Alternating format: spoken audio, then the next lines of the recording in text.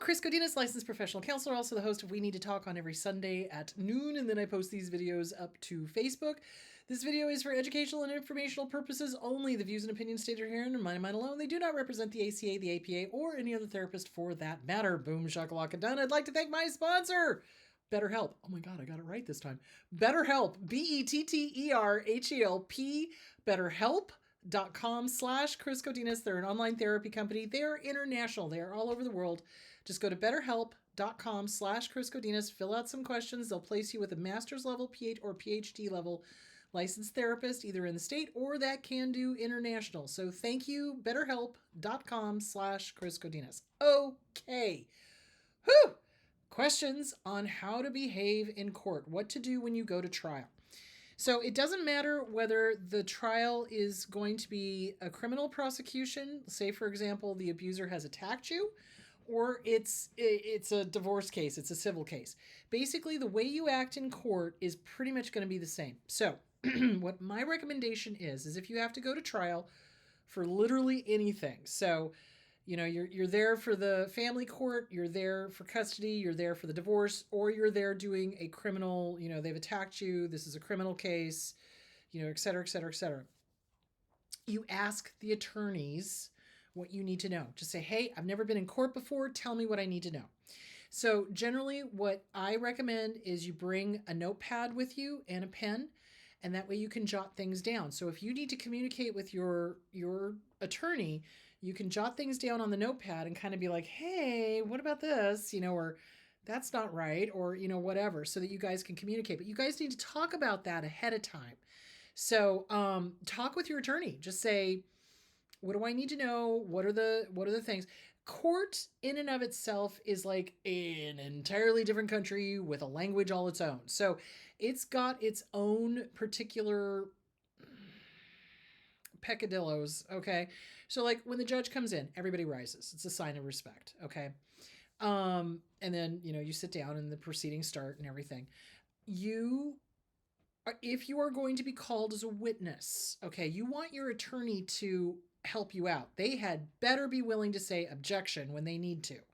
So you want to talk to them about that. Look, if they start badgering me, if they start doing this, if they start doing that, are you going to say or do something?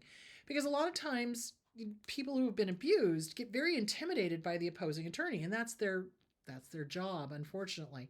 So what I recommend is taking a bottle of water with you into the court system, onto the stand if you need to. And if they ask you a question, okay, you're going to grab the water and you're going to take a sip and you're going to take your sweet time answering, because you want to compose yourself to answer the question concisely and as in few words as possible. So, because we've been abused, we have a tendency to over-explain. Do not do that. Do not do that. You want to make that opposing attorney ask you yes or no questions. And you stick to answering yes or no. No explanation. Unless the judge asks for it. Like if the judge looks at you and says, can you explain? Okay, now you can explain because the judge is wanting to know. So, but if the opposing attorney asks a tricky question and one part of it could be yes and the other part of it could be no, you're going to play dumb. I don't understand your question. Can you rephrase that? And you say that as many times as you need to until you get that down to either a yes or a no question. And don't be afraid of the opposing attorney. Again, their stock in trade is intimidation. So they try to intimidate. They try to get you to explain yourself and say more than you need to. You don't want to. You want a short, sweet, to the point. Okay, so yes and no answers are the best. If there needs to be an explanation, short and concise. Short and concise. 1 to 3 sentences. That's it.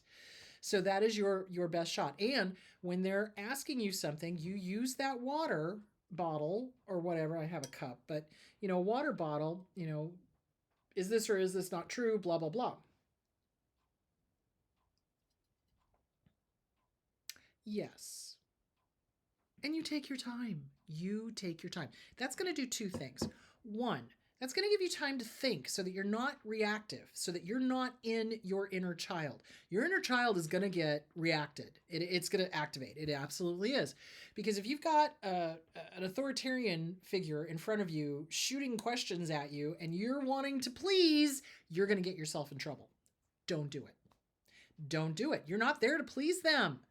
You're there to tell the truth, the whole truth, and nothing but the truth, so help you God. That's what you're there to do. So you want to take your time. So by taking that sip of water and taking your time, you're doing two things. One, you're calming yourself down. You're staying in your adult. Okay. Two, you're showing the opposing counsel that you're not going to be bullied. Have fun with that. Seriously, they're trying to push you into answering quickly. Don't you do it. You take your time and make sure that whatever you're saying is exactly what you need to say. And no more, no less, okay? So, and if they ask you questions that could be a yes and a no, you get them. I'm sorry, I don't understand. Can you rephrase that?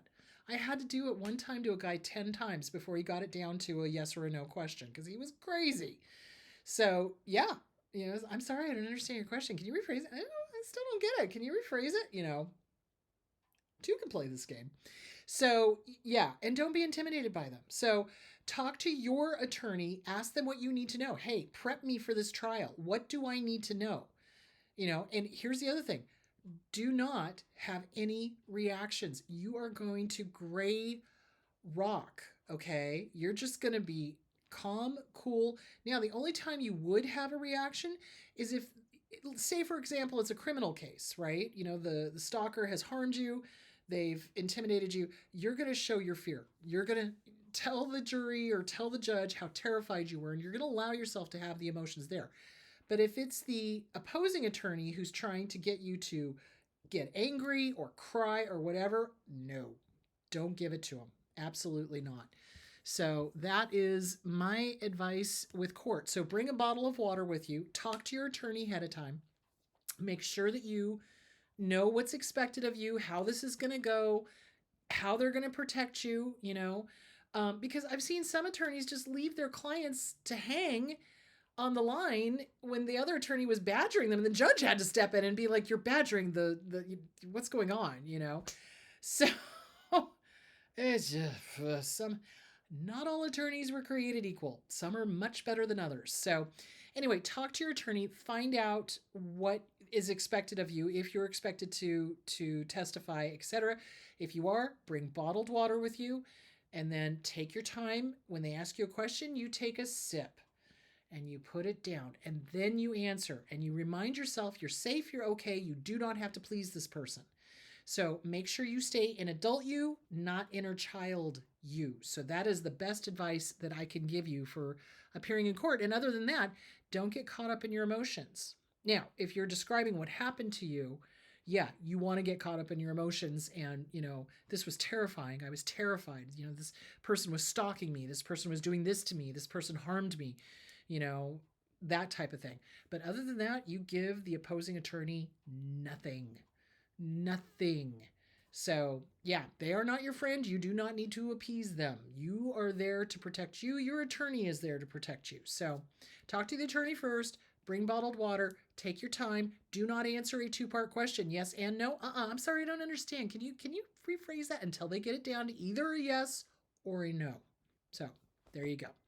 All right, my loves, I will talk to you again on Friday, and I will see you on Sunday when we talk about imposter syndrome and how to get over that. All right, my loves, talk to you later. Have a great week. Bye.